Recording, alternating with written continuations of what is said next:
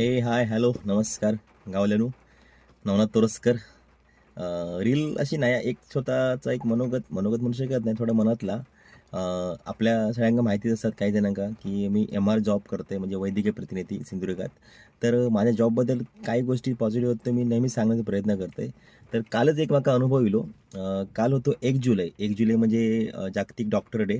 तर आमचा कामच डॉक्टर डे पण असला, मी तर डॉक्टरांना शुभेच्छा देत आहोत, त्यामुळे काही प्रश्न नाही. पण काल काही ठिकाणी बघितले मी, म्हणजे वैवडीत काम केले, कणकवलीत परत इव्हनिंगला काम केले. तर डॉक्टरांका भेटण्यासाठी काही म्हणजे कंपनी, ऑटोमोबाईल कंपनीचे मॅनेजमेंट, सेल्सची माणसं किंवा बँकिंग क्षेत्रातली माणसं किंवा आणि बाकी पण इतर काही क्षेत्रातली माणसं मुंबईत मुद्दाम डॉक्टरांका विश करूसाठी येत होती. तर विश करताना ना ते वेटिंग त्यांना भेटत होता, कारण का डॉक्टरमधले की पहिला प्रायोरिटी पेशंट. पेशंट बघून नंतर त्यांना शुभेच्छांची घेत होती वगैरे. तर काही जणांना आमचा कामच रोजचा एमआरचा वेटिंग करणं थांबणं, आमका ती एक सवय म्हणू शकता किंवा असंयम.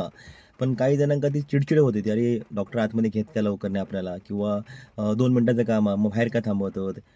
तर एक असं अनुभव की डेंटिस्टकडे काल संध्याकाळी गेले, तर काही कंपनी म्हणजे ऑटोमोबाईल कंपनीची काही 2 लेडीज आणि एक जेंट्स उभे होते. तर जवळ 10 ते 15 मिनिट त्यांना वेटिंग पिरियड लागलो. डेंटिस्ट आतमध्ये ट्रीटमेंट करतलं, म्हणजे डॉक्टरने आतमध्ये घेतलं नाही त्यांना. तर ते अगदी बाहेर चिडचिड करते, किती वेळ झाला, त्याला घ्यायला काय 2 मिनिटं कामासाठी.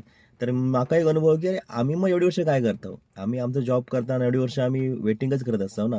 आमचं काम किती आतमध्ये अर्धा ते 1 मिनिटाचं असतं, किंवा जास्त 2-3 मिनिटात, तरी पण आम्ही कधी कधी 1 तास 2 तास.